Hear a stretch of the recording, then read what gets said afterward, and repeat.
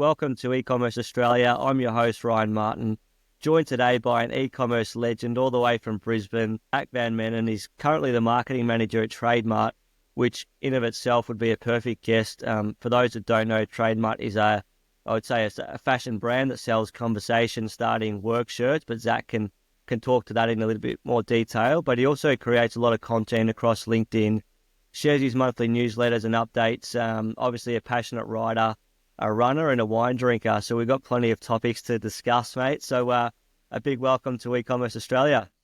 Yeah, thanks, man. Thanks for having me.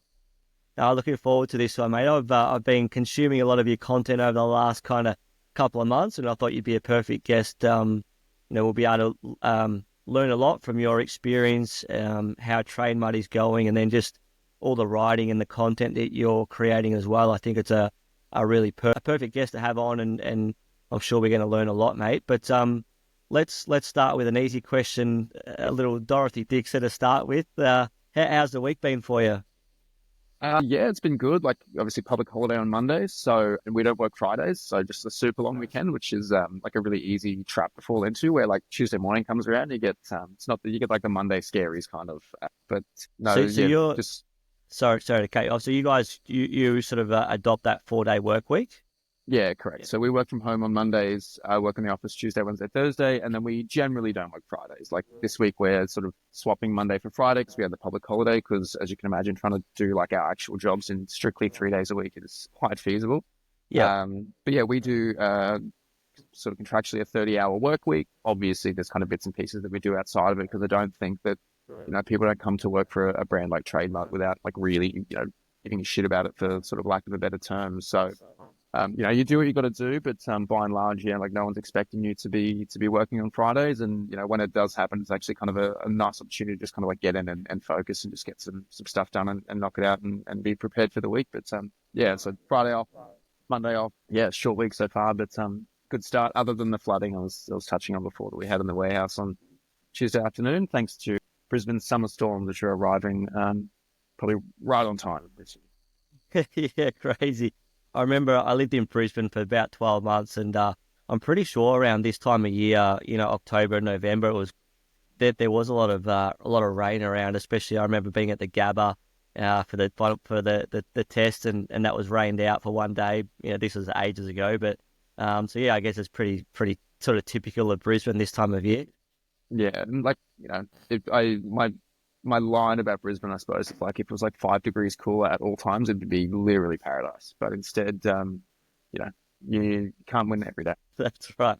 Well, my line would be similar about Melbourne, mate. If it was 5 degrees warmer most of the day, but then you just got to wait half an hour and it generally changes. So That's anyway, true. the weather, a bit like e-com, you have your good days and your bad days. You can't control it. You just got to learn to adapt. So a bit of a flood for you guys this week. Just something else to kind of keep you busy with.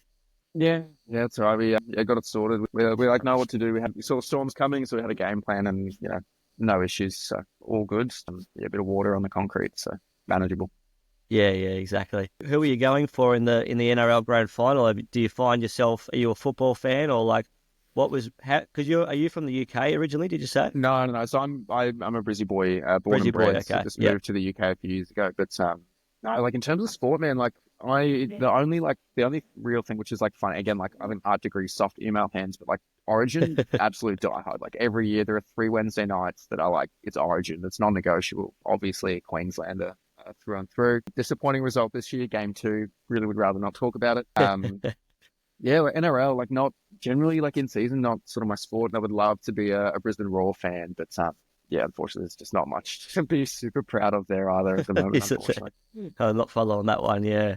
Okay, interesting. Well, mate, let's before we get into the e-com chat, let's find out a little bit more about you. So just got a few easy questions. So favorite holiday destination?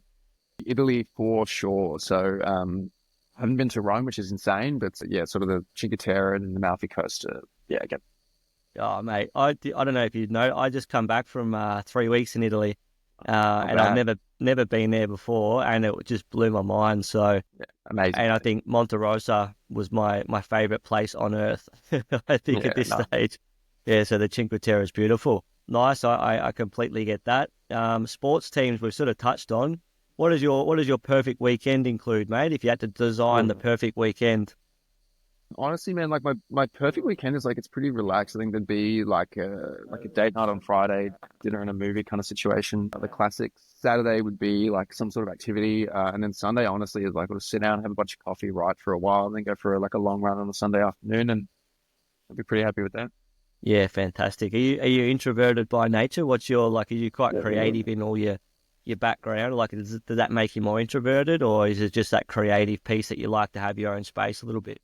Yeah, like I think it's a funny one. Like I don't feel like I'm an introvert like at all, in the sense that like talking to people is like not I'm not that anxious about Yep. jumping on a podcast like this. I'm like, yeah, it sounds great. Let's just go. Like I've got no notes, I'm just riffing and it's fine. I'm not like nervous or anything about it, but it's like something about like I do need like my own time, I suppose. And part of that is like, trying to write so much and also trying to like have these like solitary fitness habits like running and just like going to the gym that are very like just do it myself.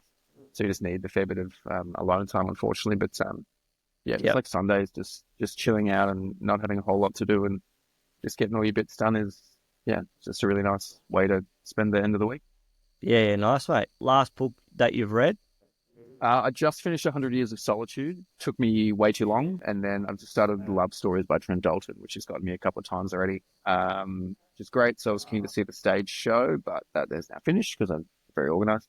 Um, yeah, What's so I think next would be probably Gatsby reread. okay? What's 100 Years of Solitude?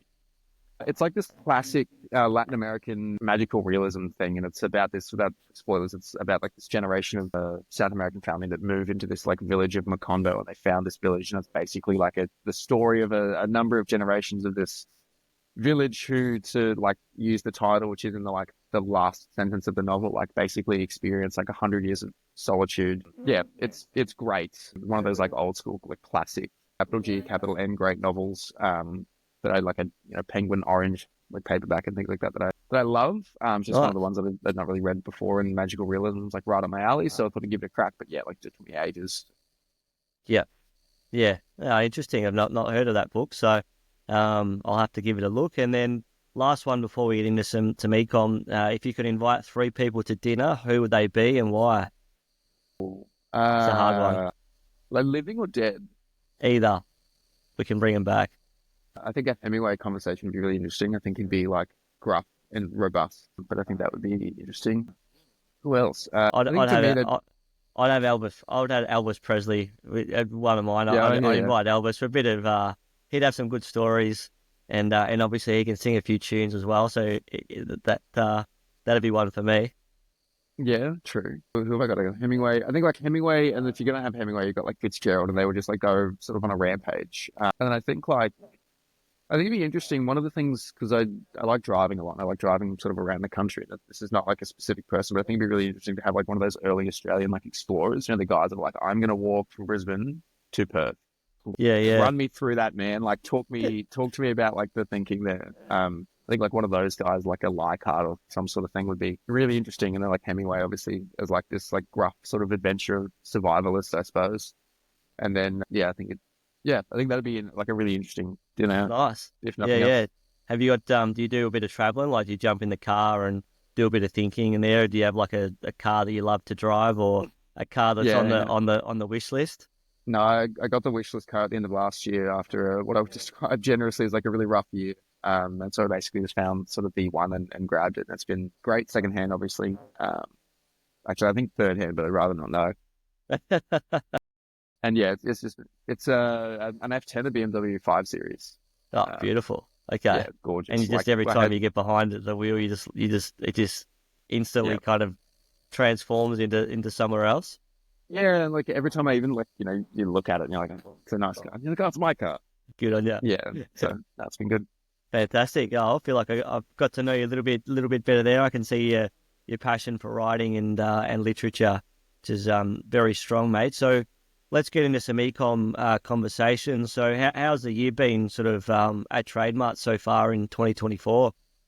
Yeah, so 2024 has been pretty good to us, to be honest. I think like I was saying before, we've had a couple of really big partnerships with, this is not ecom specific, but just sort of operationally and from like a sort of a brand perspective, we've had like partnerships with Bunnings nationally. We've had a big rollout with BCF across like a range of selected stores, just, around Father's Day with like trade fishing shirts, which is great. I've just launched some budgie smugglers in like TradeMutt prints, which is also really cool. And then like just in terms of general BAU, like we release a new print every month, which has been going pretty well for us. We launched a new core range of shirts. So I've got anyway. New core range of shirts, Bonza, Snazzy, and Perla, which was just like a really fun branding exercise in terms of like naming a full core range collection. Because our previous core range was kind of like three prints that was selling really well, but we just kind of bundled into a core range, whereas this was the first time we like designed, developed, and sort of branded them all together, which was just took ages, as you can imagine. Yep. Especially the naming. I think it took us hours and hours and hours and hours and hours, but I think we Yeah, landed a really great spot where like, we named them. They're all like great, like Aussie slang. They're all Aussie slang words for like great. We floated around the word grouse and, we split right down the middle, which would have been a really fun one. You didn't get that one over the line, clearly. Like half the team was on board and the other half was like, absolutely not. So, Yeah. but yeah, we like, even like Perla, I think it's just like a perfect, like a great name. It's selling super well. The print's fantastic.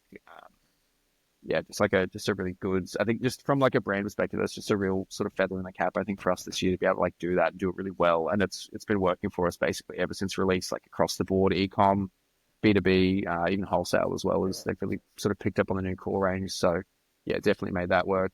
Was fantastic for us. Again, like just rock solid game plan, kind of going into exactly what we wanted. You might have seen on my LinkedIn this like massive, like 4,000 word deep dive and like what we did afterwards, which is literally just me in a pub for like 2 Sundays after. What did we do? So we could do that again. Yeah, cool. So I've got to go back through that document and sort of come up with like literally a step by step. But like at 9 o'clock on Monday, we do this. At 9:15 on Monday, we do this. Yep. And then, August is just a really good month for us in general. Like last year it was great.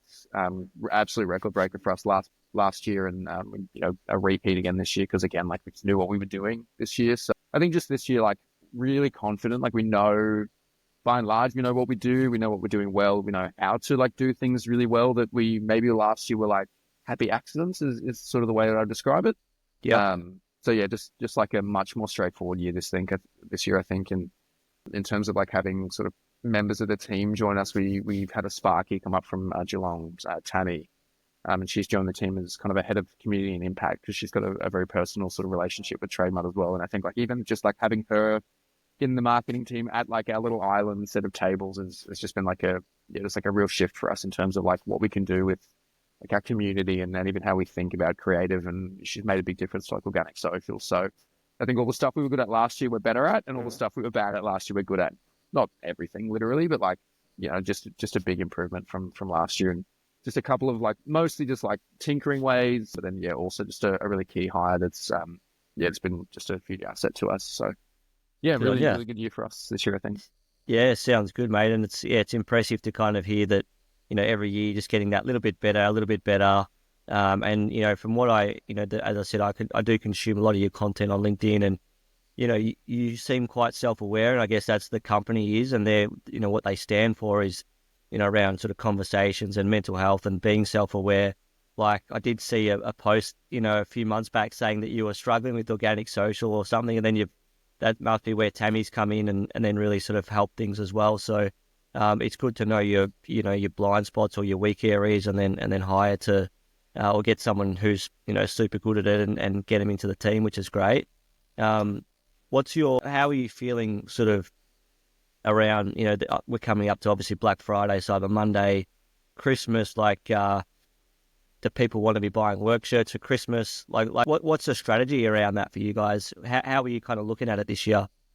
So we've got something we did really interestingly for last Black Friday. I think we learned a lot from last Black Friday, and that was kind of the reason we went into EFS like so prepared, because we made just a couple of like what I would describe as like rookie errors, I suppose.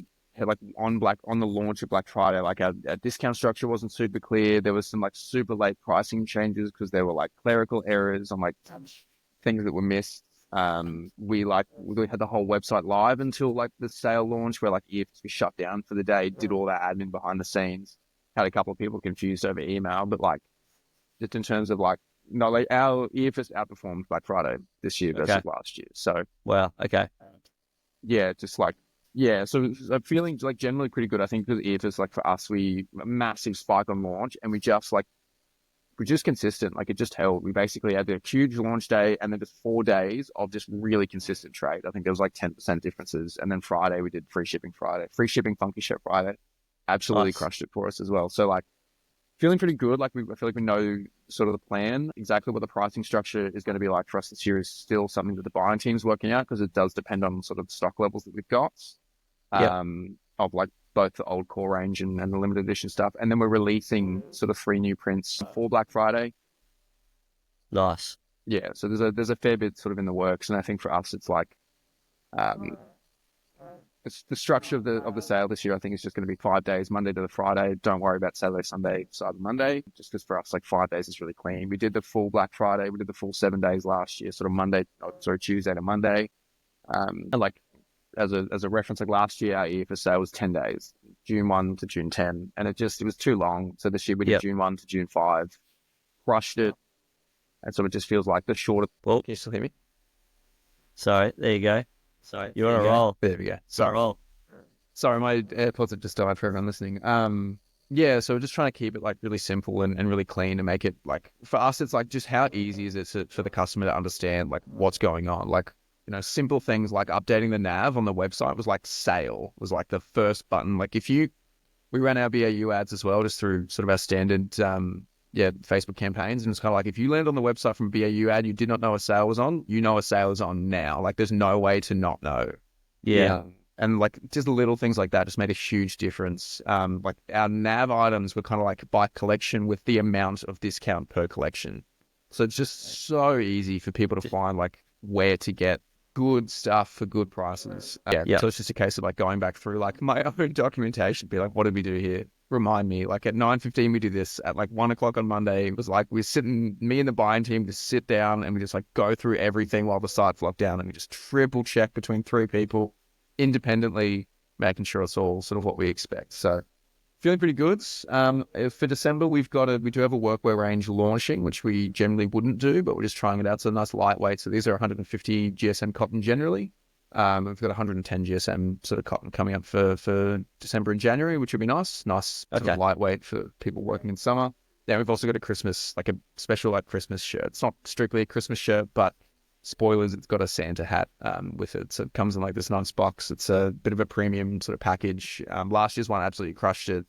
Christmas box we did the year before absolutely crushed it. So a couple of options, but yeah, like do people want to buy workwear in December? Not really.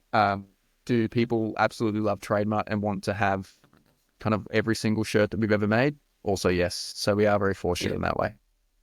Yeah, so as clearly that scarcity element works well for you guys as well. So, limited ranges, limited designs, and that helps getting that buyer attention through, but also getting them to take action if they want a new shirt. Then there's only a limited supply. Like, do you kind of really lean into that angle as well, that there's only a limited supply, so get it now, otherwise they're gone? Yeah, so like on each of our limited edition products, we've got little limited edition badges. So that, again, like at a glance on the website, you can see that they're limited edition. Customers that have been with us for a long time are familiar with the fact that we drop once a month. But ultimately, like a lot of the thinking around the way that we do limited edition is less about like, let's create artificial scarcity and the fact that like not every print is for everyone. And so if we just drop like the way we used to do it was like 3 prints a quarter, which was basically once a month anyway. But you have this big spike at the start of like say January, and then just doing BAU for 3 months. Whereas like, yeah, it's a little bit easier for us. It gives us like more to do. It's more excitement, more to talk about if we kind of do it monthly. But ultimately it's more about like people want to see what the prints are and whether they engage with like, we spend a lot of time on like naming these things as well. So we've got like a name work framework of like 5, 6 now criteria that we like must hit some combination of for a name to be successful. So like September's a great example of like we circled on names and we wound up with the one that we got. We launched on Tuesday, we named on Thursday afternoon. Okay, wow. Yeah. So I guess that's the positive impact of having a small but really kind of select team, is you can just move really fast on that stuff. Yeah, like our Sasha, our graphic designer, was like, he was not impressed, but he did it. That's it. Yeah, I can imagine. Oh, that's good, mate. It sounds like you guys are all kind of set up for another good kind of finish to the year.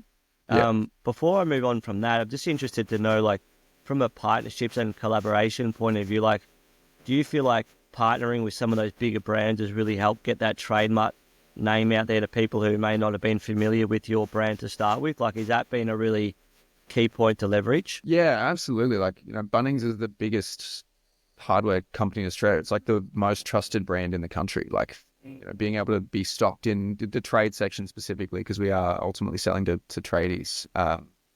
Yeah, it made not we at TradeMutt, we're not super good at sort of brand tracking, so we don't have like a great sense of like how much bigger is the impact of the brand or the presence of the brand in people's minds before and after Bunnings. Things like sort of sales results are like obviously like useful. So we've been tracking pretty well since sort of Bunnings just in general, like D2C, B2B, wholesale. But for TX in particular, so the not-for-profit, the charity, the free counselling service that Ed and Dan also co-founded, that we donate 50% of our profits to, like they have definitely seen like a huge uptick in Okay. awareness of the service and sort of people coming to them through Bunnings and from, people just walking around in the Bunnings shirts, like TradeMutt, like again, like diehards or like people who are like kind of on board, and then when Bunnings does it, they're like, absolutely. Was wearing Bunnings TradeMutt shirts to work, and people coming up to like run me through sort of what this is, and getting the pitch, getting the spiel, and flipping the QR code, flipping the left chest pocket and scanning the QR code, and then being able to talk to a professional for free has definitely helped sort of TX. Absolutely. I Yep. think we see it in ways, again, that we're not like super good at measuring, but the way that we've sort of built the business is running is largely like a 55% D2C, probably 45% B2B at the moment. So yeah, we're not really measuring probably that as much as we should be. Yep.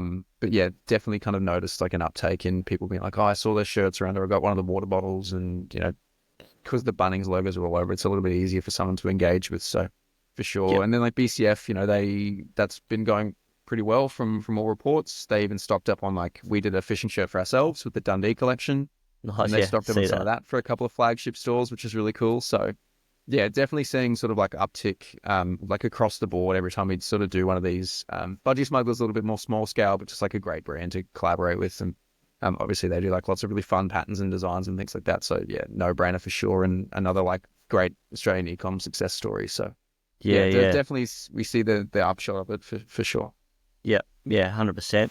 Hey, one thing that I've been really fascinated with this year, and asking a lot of the guests on the podcast, is well, I think that one of the big levers, or the biggest indicators, I should say, of success in e-com comes down to how well you know your customers. How do you guys have those two-way conversations? How do you get to know your customer as best as you possibly can? Is it surveys? Is it phone calls? Is it emails or customer service team? Like, how do you know your customers as well as what you guys clearly do?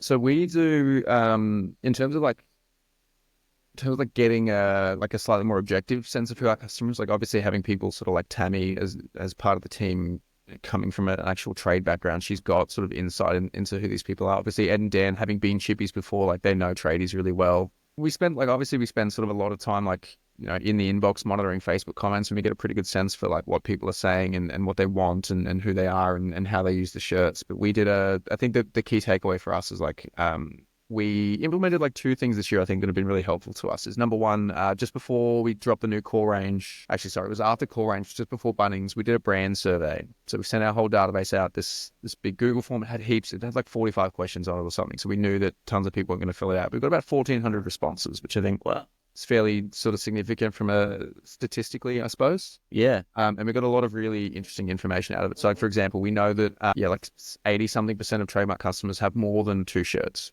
So like generally, if you buy a TradeMutt shirt, you buy another TradeMutt shirt. It's really rare that you would just You one purchase and one. done. Yep. We know that it's super important on a scale of 1 to 5. We know that it's number 5, super important to 87% of our customers, that we donate 50% of our profits to TX. The interesting flip side is that this number I'm making up off the top of my head because I can't remember exactly the breakdown, but a vanishingly small percentage of those 86% of people actually knew what TX was and could describe it to us sort of properly, I suppose. Yeah. So that was really interesting. So obviously there's a sort of a piece of work for us to do there around like sort of illuminating what that service is and how it works. And also like, a piece of work for TX to do as well. And like we did earlier this year, we worked out like what the average TradeMutt customer's age is. We worked out they're a Queenslander because we sell sort of mostly into Queenslands. 67, it was this really interesting even split where like 67% of our customers are actual tradies, 10% are retirees. It's really interesting. Yeah, so we sell a little bit all over the board, like 12% are teachers, you know what I mean? So like really just kind of interesting, but something we've like added into our post-purchase customer flow at the moment for new customers is about wanting to just get to know you a little bit more. So it's like an additional discount if you give us like job title, rough age, and location in a postcode.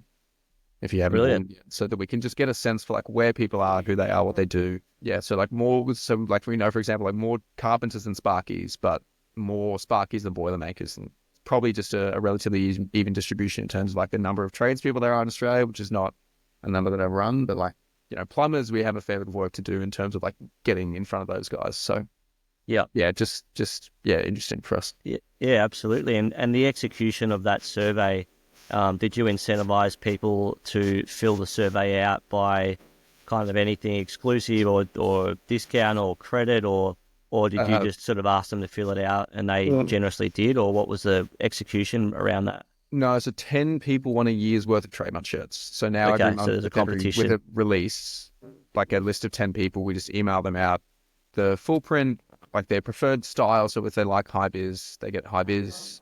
If they can only wear orange or they can only wear yellow, then we alternate and we give them full print and then high vis or like a polo.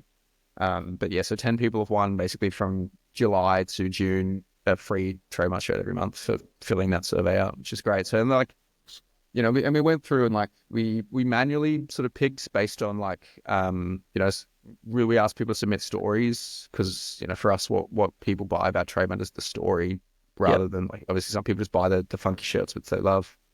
But people buy the story because of their relationship to sort of mental health or to suicide, and so we sourced this like 26, we got 26 what I'll describe as like fantastic stories out of them, which are just unbelievable, like literally tear-jerking sort of stories. And so like out of that list, we pulled like, and as an example, like as like this sort of surprise and delight feel good, we had someone that was like, look, I actually don't have any TradeMutt shirts, but I'm about to start my apprenticeship, so I would love to start shopping the shirts when I can. So like, great, you get TradeMutt shirts for a year, you know what I mean? Because it's more important to us that like, go, like make your apprenticeship great, get these shirts on us. Like the cost to us for like 10 work shirts a year is like not that much. It's a few $100, you know what I mean? So it's like, go, like enjoy. And then, so we were very conscious of like when we picked those winners that we kind of, there was a random sort of element to, I think about half of them. And then about half of them we sort of cherry picked based on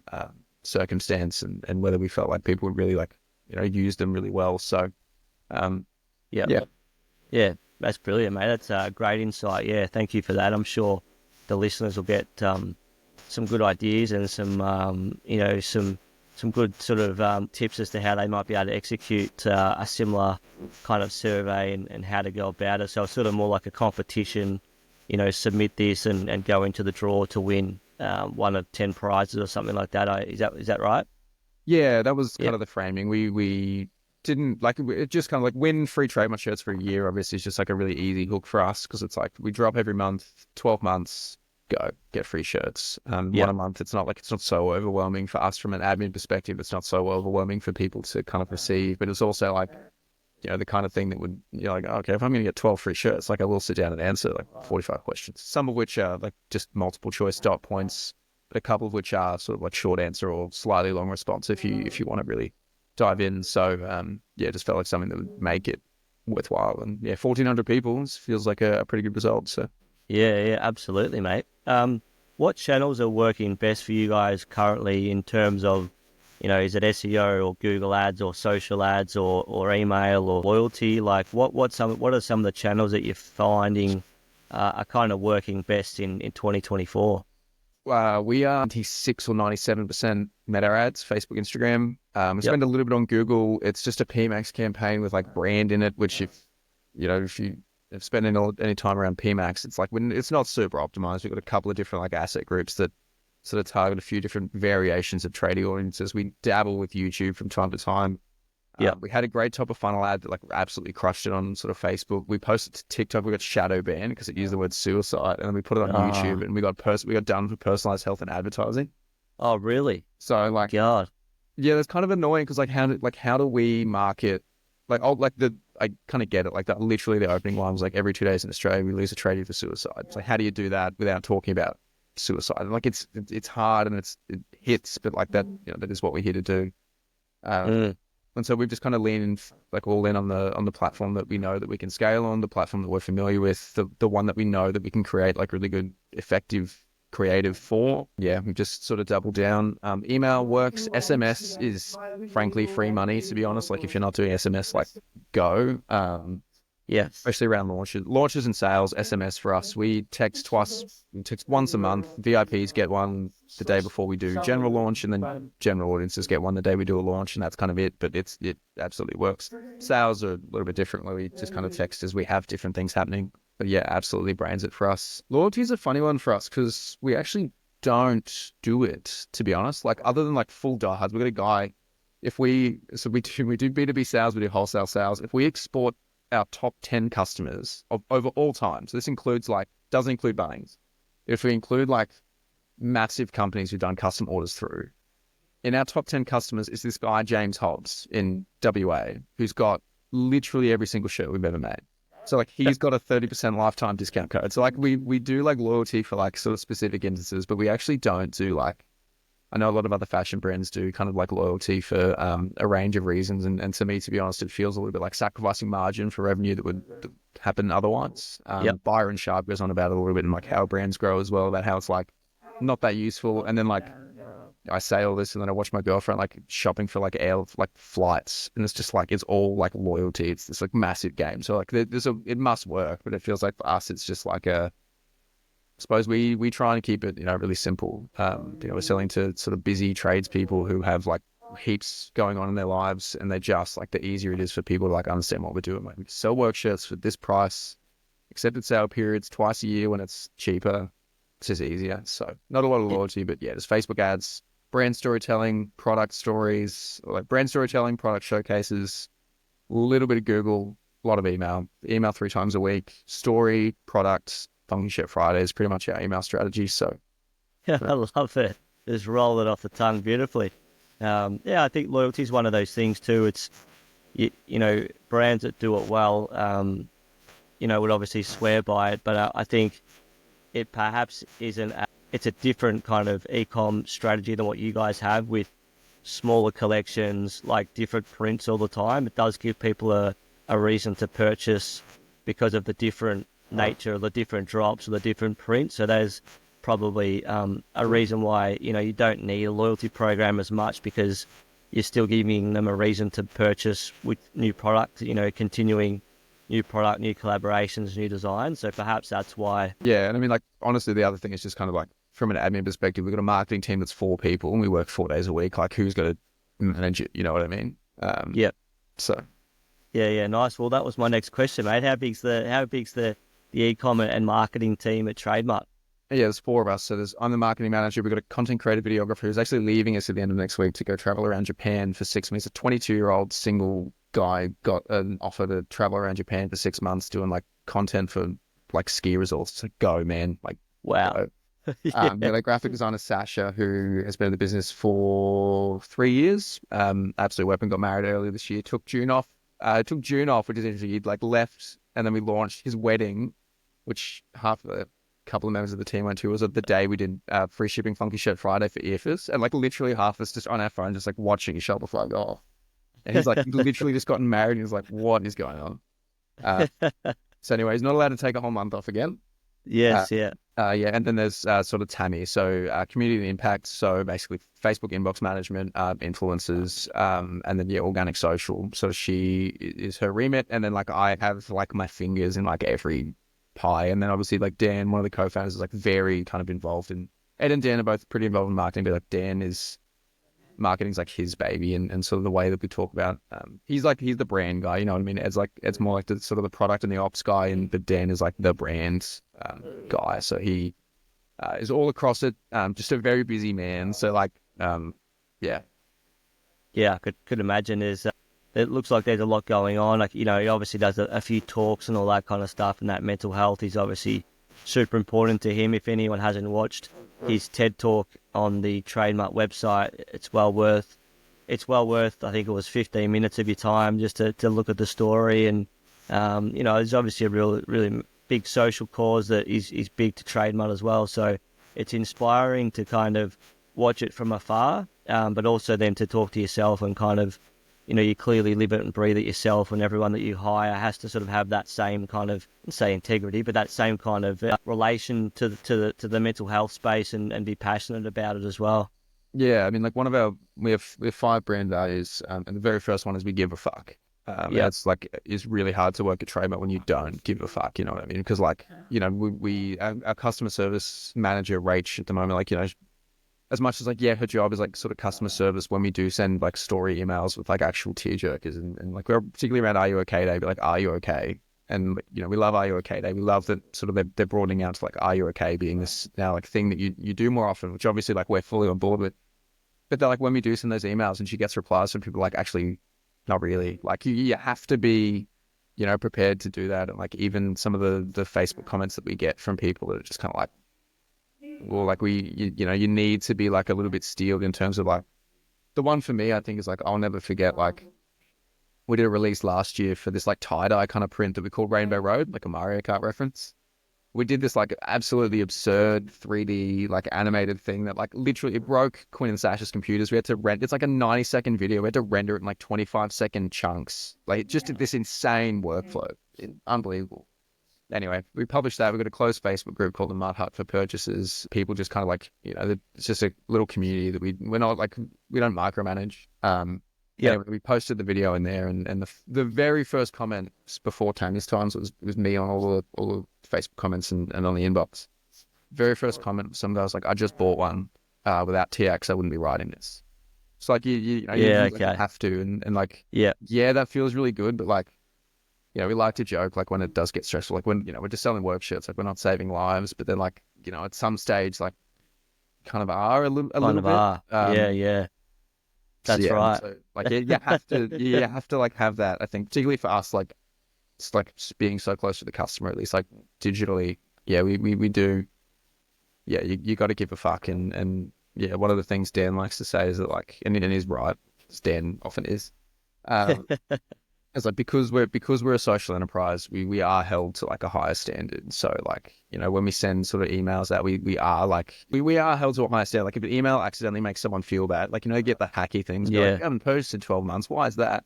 Someone's like, because of financial reasons, I actually don't really appreciate this email. It's like, well, okay, fair cop.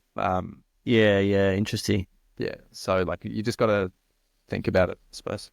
Yeah, mate. That's I can imagine some of the stories that would come through, and it would make it, in one sense, pretty easy to jump out of bed every day when you're knowing that what you guys are doing and making a massive difference in that mental health space, in that tradie space, good quality gear, starting good conversations, and as you say, definitely saving people's lives or helping them to be able to save their own, which is a good first step. Mate, it's inspiring. One last question before I let you go. Sort of, what's the future look like for you guys? What do you got in the planning over the next 5 years? Are you wanting to sort of continue to sort of grow and just keep that conversation going around TAC, keeping that mental health conversation going, and then building out more and more workwear, a bigger range? What's the sort of the long-term view of TradeMutt? Yeah, I mean, to be honest, I think like the long-term view is like just keep doing what we're doing. Like from the very first work shirt, there've been conversations starting work shirts that start conversations about mental health at work, and I think as long as we can continue to do that without like losing our way, which I think would be really hard to do, and I think honestly it would be really really hard for us to do. And Dan's guidance, like it would almost be impossible for us to lose that way. So I think for us, it's just, keep doing what we're doing. International expansion is like a wonderful idea, and we get sort of a fair bit of opportunity for it. But then the question becomes like, again, like, because we're held to a high standard, like how do we roll out TX overseas is always like the question.